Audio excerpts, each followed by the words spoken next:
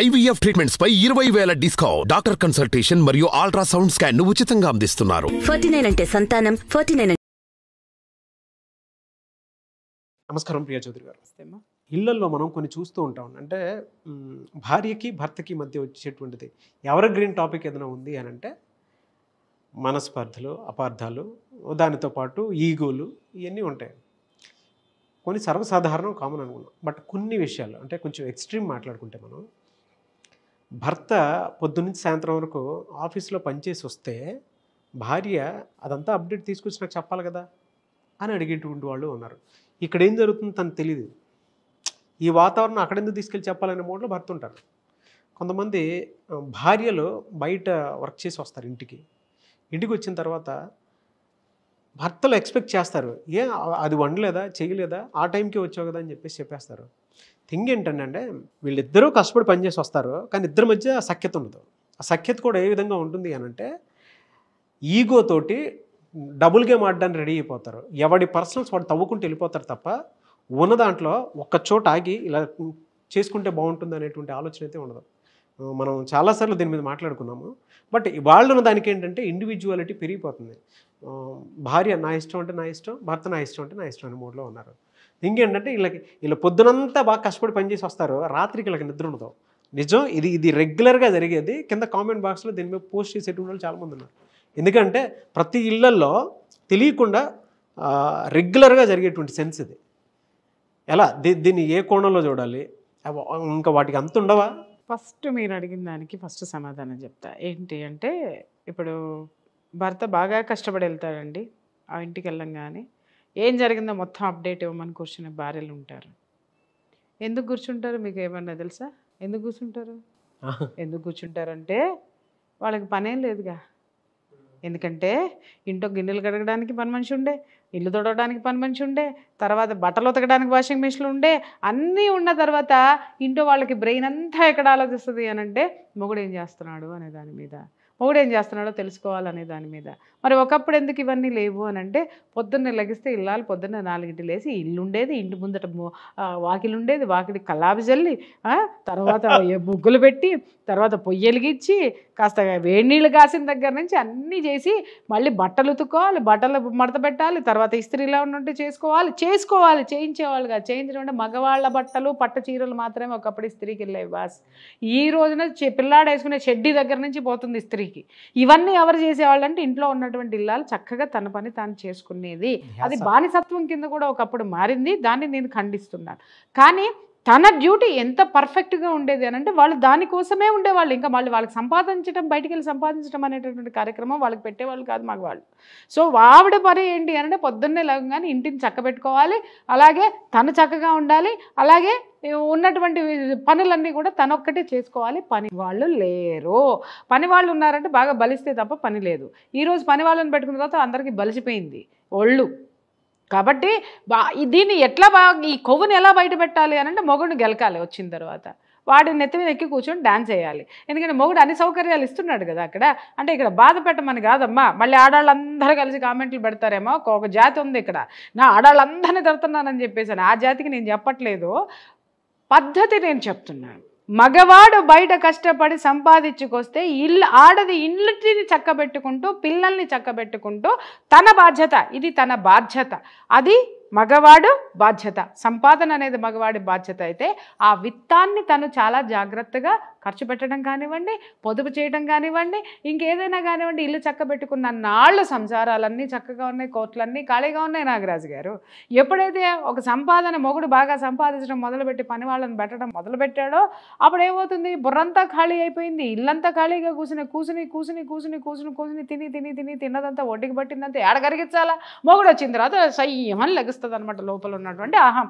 ఏం చేసావు, ఎక్కడికి వెళ్ళావు, ఈ మెసేజ్ ఎందుకు వచ్చింది, అక్కడేం చేసావు, అదేం చేసావు, దాని పక్కన ఎందుకు కూర్చున్నావు, నేను ఫోన్ చేస్తే ఎందుకు లిఫ్ట్ చేయలేదు, ఎవరితో మాట్లాడుతున్నావు, దాంతో అయితే బాగా మాట్లాడతావా, ఇది ఉందా, ఇవాళ నువ్వు ఇది చేసావా, నాకెందుకు చెప్పలేదు, ఇది ఏమన్నా కలెక్టరా చెప్పడానికి, అప్డేట్ ఇవ్వడానికి, పొద్దున్న నుంచి సాయంత్రం వరకు చేసిన దానికి వాడికి బాస్ అది ఇంట్లో వరకే, ఆఫీస్ పనుల వరకు కాదు కదా.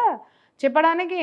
ఇలా మొదలుపెట్టిన తర్వాత ఇక వాడికి కొంపకు వచ్చిన తర్వాత పెళ్ళాన్ని ముద్దు పెట్టుకోవాలనో లేకపోతే పెళ్ళాన్ని ముద్దుగా మాటలు చెప్పాలనో అది ముద్దు మాటలన్నీ మాట్లాడుతూ ఉంటుంది. వచ్చిన తర్వాత వీడికి ఎక్కడో కాలుతుంది, ఇక మొదలవుతుంది. ఏందే నీకు చెప్పేదని వీడంటాడు, నాకెందుకు చెప్పవు, అసలు నువ్వేంటి, నీ కథ ఏందని ఇది లేవటం. ఇద్దరు రెండు కలిపి ఏం జరుగుతుంది నాగరాజు గారు అక్కడ? యుద్ధం కాదు, చెప్పాను కదా ఇందాక ఒక ఎపిసోడ్లో చెప్పుకుందాం. కుక్కలు చింపిన విస్తరలాగా జీవితం ఏమో విస్తరైపోతుంది. చించుకొని కొట్లాడుకొని మనశ్శాంతి లేదు. జీవితం అంతా కూడా మనశ్శాంతి లేకుండా ఆ విధంగా చేసుకుంటున్నారు.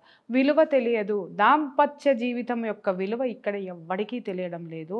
రెండోది ఏంటంటే ఫస్ట్ ఆ దిక్కుమాలిన సెల్ ఫోన్లు వైఫైలు జియోలు మీ పెళ్ళాల ఫోన్లు వేయడం మానేయండిరా నాయన.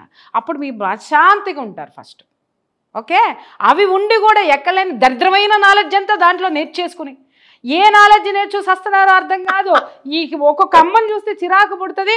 ఎవరో ఏదో చెప్పారని చెప్పేసి ఏదో నోవులు, వ్రతాలు, పూజలు, పురస్కారాలు, గుడ్డు గూసు, అసలు ఇది కాదు అది కాదు.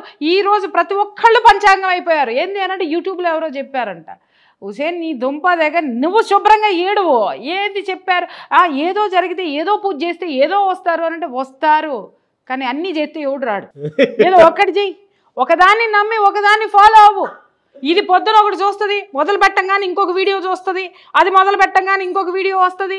ఇది చేయాలా మళ్ళీ డౌట్, ఈ డౌట్ తీర్చుకోవడానికి ఇంకొక వీడియో చూస్తుంది. వాడు ఇంకేదో చెప్పంగానే దాంట్లో ఇంకేదో వస్తుంది. ఇదేమో 10 రూపాయలు అయిపోయేది కాస్త 100 రూపాయలు అది పెరుగుతుంది. ఆ 100 రూపాయలు చేయడానికి మొదలు పెడుతుంది. క్లమ్జీ ఈ చిరాకంతా తీసుకెళ్ళి మొగుడి మీద చూపించే సాయంత్రం అయ్యేసరికి. వాడేం చేస్తాడు పాప, వాడు మనశ్శాంతిగా యూట్యూబ్ ఓపెన్ చేద్దామనంటే యూట్యూబ్ ఓపెన్ అవుతుంది కదా. ఇంట్లో ఉన్నటువంటి నోరు ఓపెన్ చేసి కూర్చునేసరికి వాడికి ఎక్కడో కాలుతుంది. వాడు మనశ్శాంతి కోసం ఏ ప్రియా చౌదరి వీడియోలో చూస్తాడు అనమాట. చూడంగానే ఆడాలని భయంకరంగా తిడతా కనపడుతుంది, సూపర్గా నచ్చుతుంది. ఆ వీడియో పెళ్ళానికి పంపిస్తాడు.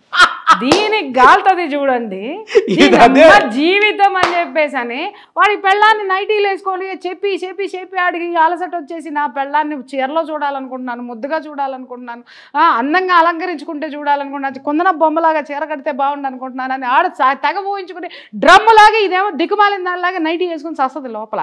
ఆడికి ఒక సాయంత్రం ఇంటికి వచ్చేసరికి ఏ కోరికలు చస్తాయి వాడికి అట్లా చూస్తే. ఆడదాన్ని చూస్తే కాస్త మొగుడు కోసం, మొగుడు కోసం కాదు, మొగుడు కోసం పెళ్ళం కోసం మొగుడు ఖచ్చితంగా ఉండాలి. ఇక్కడ మొగుడు గురించి కూడా మాట్లాడతానమ్మా, మీరేం టెన్షన్ పడబాకండి.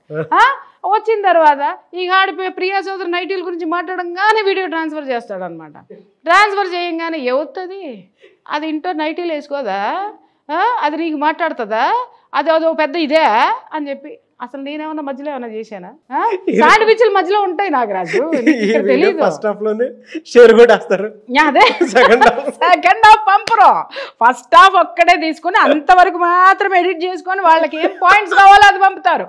ఆ తర్వాత మగాడు ఏం చేయాలనేది ఈడు పంపడం, ఆడదేం చేయాలనే దానికి అది పంపం. ఇక్కడ ఏమవుతుందంటే ఈడికి నేను శత్రువు, ఈవిడికి నేను శత్రువే. ఇవాళ ప్రపంచంలో హాట్ టాపిక్ ఏదన్నా ఉండదంటే ప్రియా చౌదరి వీడియోలు ఎందుకున్నాయి అనంటే షేరింగ్ చేసుకోవడంలో విపరీతంగా వైరల్ అయిపోయినా నేను. ఇవాళ ప్రియా చౌదరి ఎట్ట తెలుసు అనంటే మొగుడు మీద కసి ఉంటే ప్రియా చౌదరి వీడియో, పెళ్ళాం మీద కసి ఉంటే ప్రియా చౌదరి వీడియో పంపి, అంటే వీడు తిట్టాలనుకుంటే ప్రియా చౌదరి చేత తిట్టిస్తాడు, ఆమె తిట్టాలనుకుంటే ప్రియా చౌదరి చేత తిట్టేస్తుంది. ఈ విధంగా వాడేసుకుని మీ దుంపదగా అసలు మీరిద్దరు కలిసి కూర్చొని ప్రియా చౌదరి ఏం మాట్లాడిందో విని ప్రియా చౌదరి వీడియోలు పంపకండి. ఇంకా తెర చిరిగిపోతుంది.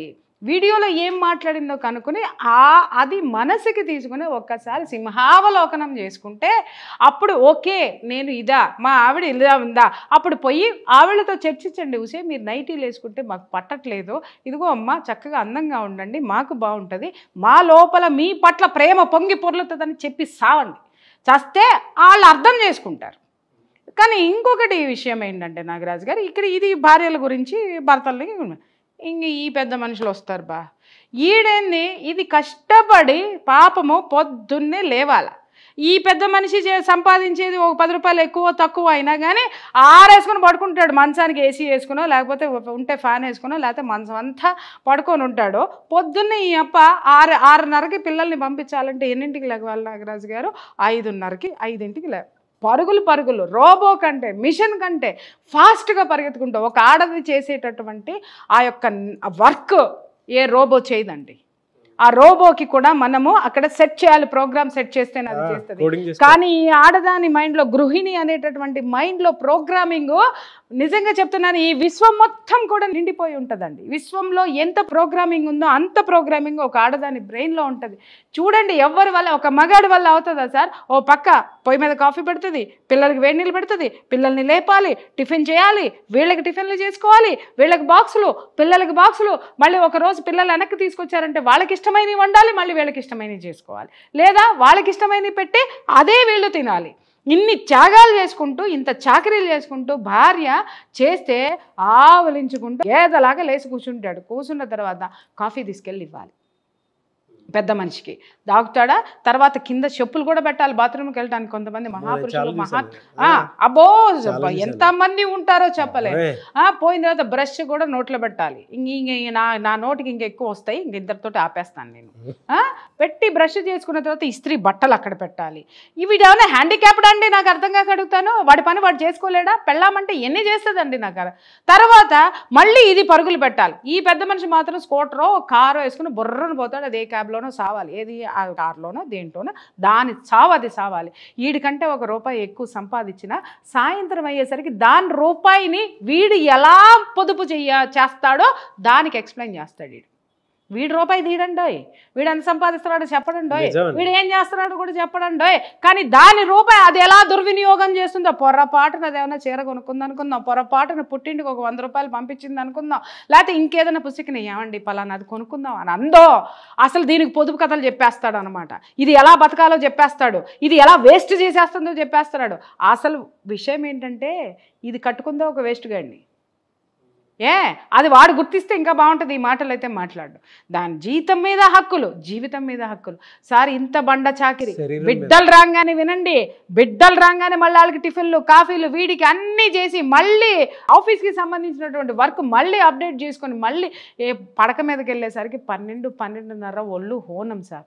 అప్పుడు ఈ పెద్ద మనిషికి ఈ లోపు కనుక వాడికి ఒక రొమాంటిక్ ఫీలింగ్ వచ్చింది అనుకుందాం, దాని దుంపదగ జీవితం అది వర్క్లో ఉండనివ్వండి, ఏముండనివ్వండి, ఏదైనా చేయనివ్వండి, వాడి కోరిక తీర్చాల్సిందే. వచ్చి తీర్చలేదు ఇక సార్ ఫోన్లు వెళ్తాయి సార్. నిజంగా చాలా దరిద్రమైనటువంటి మెంటాలిటీ ఉన్న మగాళ్ళ బోల్డ్ కేసులు చూశాను నేను.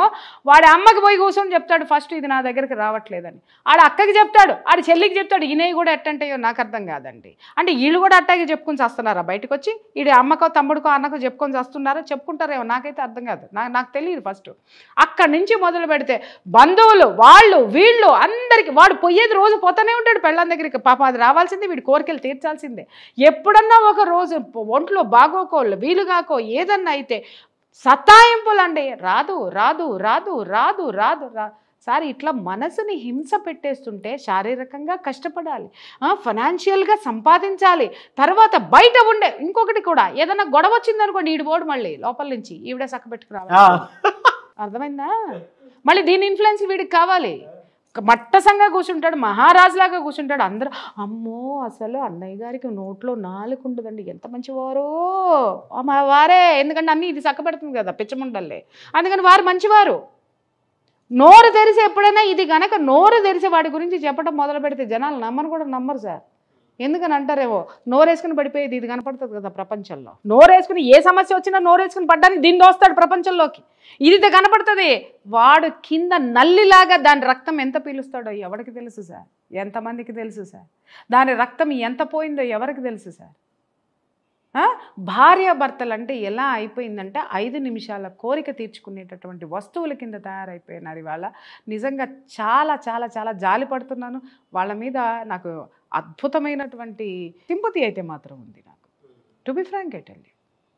ఈ పెళ్ళి అంటే ఏంటి అనంటే ఆడటు ఈడిటు ఉండలేక ఇద్దరూ కలిసి ఒక గొడుగు కిందకి ఎందుకు వస్తారో ఎవరికైనా అవగాహన ఉందా?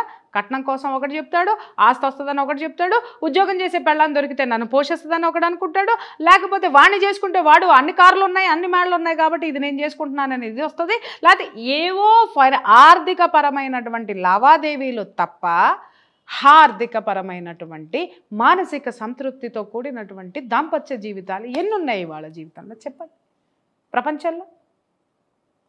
తెలుసా అసలు వీళ్ళకి ఎవరికైనా? ఒక్క విషయం ఇక్కడ తెలుసుకోండి నాగరాజు గారు, దాంపత్య జీవితం అనేది, ఆ సంసార జీవితం అనేది ఎంత అద్భుతంగా ఉండాలి అని అంటే నీ జీవితం మొత్తం దాంట్లోనే ఉంది, నీ తలరాత దాంట్లోనే ఉంది, నీ యొక్క జీవన విధానం దాంట్లోనే ఉంది, నీ బిడ్డల యొక్క భవిష్యత్తు కూడా దాంట్లోనే ఉందన్న సత్యాన్ని ఈ దంపతులు తెలుసుకుంటే అద్భుతం. ఇది ఏంటి అనంటే, ఎవ్వడో కూడా నేనెందుకు ఇలా ఉన్నాను అనే అసంతృప్తితో ఉండే కంటే నేనెందుకు ఇలా ఉన్నానో ఒక్కసారి చర్చించుకుంటే నేను నా జీవితాన్ని బాగు చేసుకోగలనేమో అనేటటువంటి ఆలోచన ఎవరికైనా వస్తే గనక అద్భుతం నాగరాజు గారు. వాళ్ళని వాళ్ళు తెలుసుకుంటే దాంపత్య ఎలా జీవితం. అంటే వాళ్ళని ఈ వీడియో చూసిన తర్వాత మమ్మల్ని మేము తెలుసుకోవాలనుకుంటున్నామని వైఫ్ అండ్ హస్బెండ్ కావచ్చు, లేదా వైఫ్ అయినా హస్బెండ్ అయినా సరే, ఇండివిజువల్గా అయినా సరే, సో కొంత ఉరుకుల పరుగుల జీవితం నుంచి బయటికి రావాలి అనేటువంటి ఆలోచనతో సరే ఉరుకుల పరుగుల జీవితం కాదు నాగరాజు గారు, మెటీరియలిస్టిక్ లైఫ్ నుంచి అర్థమైందా మోరలిస్టిక్ లైఫ్లోకి ఎలా రావాలి అనేటటువంటి ఆలోచన ఉంటే కనుక, ఆ మోరల్స్ ఏంటి తెలుసుకుంటే కనుక ఏ ఒక్క కుటుంబంలో కూడా భార్యాభర్తలు అనేటటువంటి వాళ్ళ మధ్య పొరపచ్చాలు అనేవి డెఫినెట్గా ఉండవండి. ఇది ఎంత బిగ్ సబ్జెక్ట్ అంటే అంత big subject Nagaraju. Thank you అండి, thank you so much Priya Chowdary గారు. Thank you. సుమన్ టీవీలో మీ పర్సనల్ అండ్ బిజినెస్ ప్రమోషన్స్ కోసం కింది నెంబర్కి కాంటాక్ట్ చేయండి.